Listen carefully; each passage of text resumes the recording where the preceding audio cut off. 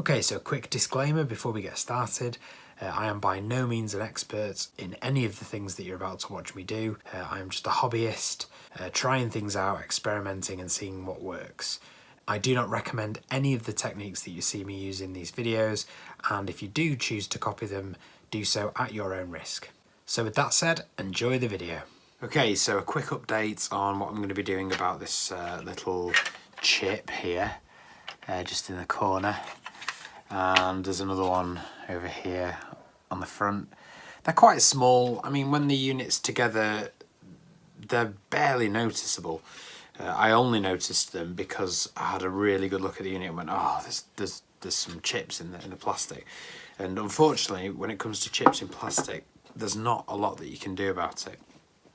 So I've seen various methods, you know, where people have like rebuilt the plastic using baking soda and super glue and all sorts of things like that. But that tends to be repairs that aren't cosmetic. So that's stuff where, you know, they just need this part of the plastic to be rebuilt, or they need it to just be strong again. Whereas this is purely a cosmetic thing. It doesn't affect the functioning of the GameCube at all. So I'm going to try a method which I've just come up with, and it will either work or it won't, and I'm just going to try it and see what happens. So I've got some normal plasticine. I got this from the local Bits and Bobs store for £1, and I'm going to use this to mix the same colour as the GameCube. So this is the correct colour because this is one of the serial ports which has been unaffected by the discoloration. As you can see, if I hold it against this, you can see that this has darkened and this is the correct colour. So I need to use that as my reference. I haven't retro-brighted this yet, but I will be doing. But in the meantime, I'm just going to mix myself some plasticine that's the right colour and just see if it works. That's all I'm really doing at this stage. I'm just going to see if it is possible. I'm just going to mix a tiny little blob of plasticine and just pop it in there and just, you know, smush it over a little bit and just see how it looks.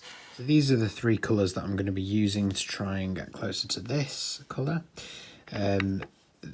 Obviously the GameCube is purple, but it's closer to the sort of indigo spectrum of purple, which tends to be a little bit more blue. This has got just a touch more red in it than it needs to have. So I'm going to mix a tiny little bit of blue in with it just to kind of make it a bit more indigo, and yeah, we'll see how that turns out.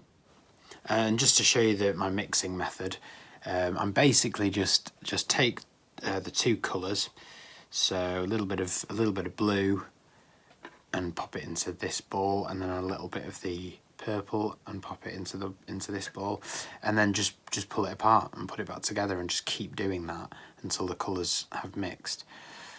If ever you've played with plasticine as a kid, you'll know that if you smush two colours together, eventually they do mix, and they will kind of, if you don't mix them properly, they just marble. Kind of get a marble effect, but if you just keep breaking them apart, smushing them together, eventually the colours will completely mix, just like paint would. Yeah, give it a bit of a flatten out so you can see the colour, and then compare it to this. I mean, it's pretty close. It probably needs, I've probably blued, because it started out like this. Okay, and I've probably put a bit too much blue in it to kind of try to get it close to this colour, and I think it just needs more of this violetness adding into it, and then it'll be there. We're dealing with two shades of purple here, indigo and violet. Violet is the colour that the plasticine is. It's the purple plasticine is a violet colour, whereas the purple GameCube is an indigo colour. Right, let's have a look at this now. So this is the colour now. It's had a bit more of the red smushed into it. Let's put that in there. Oh, that's much closer. Have a look at that. That's really getting there now. I reckon a little bit more of the violet.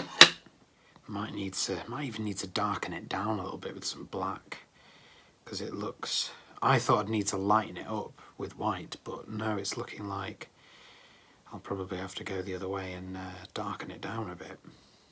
Let's see how this looks. I mean, that is really close. I reckon it just, like I say, just needs darkening down a little bit. So I'm going to take the tiniest pinch of black and just smush it in. Give it a good smush. It's mixing really nicely, this plasticine. It's only cheap plasticine. I mean, for £1, I've got all that, and I'm only using a tiny amount. So, you know, I'll be able to probably use that plasticine for something else. Maybe do some modelling for a bit of fun. Wow, that is spot on. Look at that. Look at that. I mean, it's basically the same colour. I'm happy with that. Right, so now the base of the unit and the top case have been fully retrobrighted, and they are now back to their former indigo glory. Let's get a quick comparison. So again, this is a piece which has been unaffected by the yellowing process, and as you can see, the top case is now perfectly that colour. It also, I mean, you can also see by comparing this bit, which is always covered, so that hasn't been affected. This bit has now come up the same colour, and of course the base as well is also now colour matching the bit that hasn't been affected. So I've also got a freshly colour matched piece of plasticine there, and what I'm going to do to this is I'm going to press it between two pieces of paper just to take out some of the excess moisture from the plasticine so that it does dry out quicker, and then I'm going to apply it to the base, and then once that's done we can put the GameCube back together. Okay, so what I'm going to do is I'm going to place a very small amount of glue, just a very small brushing of glue on that area there, and that's just to help the plasticine to just hold in a little bit. And again, a very small amount, even that's probably too much. Just literally a tiny pinch of plasticine, and I'm just going to press that onto that area there.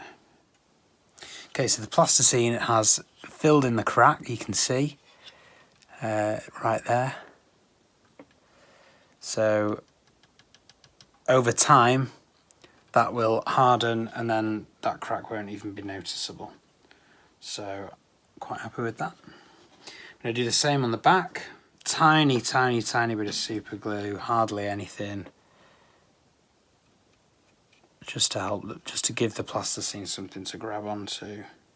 Again, a very tiny blob, maybe slightly bigger than the one on the front because this is a slightly larger chip. But again, the idea is just to smush the plasticine in. I'm literally just pressing it in and then wiping away the excess. Kind of like polyfilling a wall or something. It's important to take your time with things like this because, you know, you want them to look as good as you can.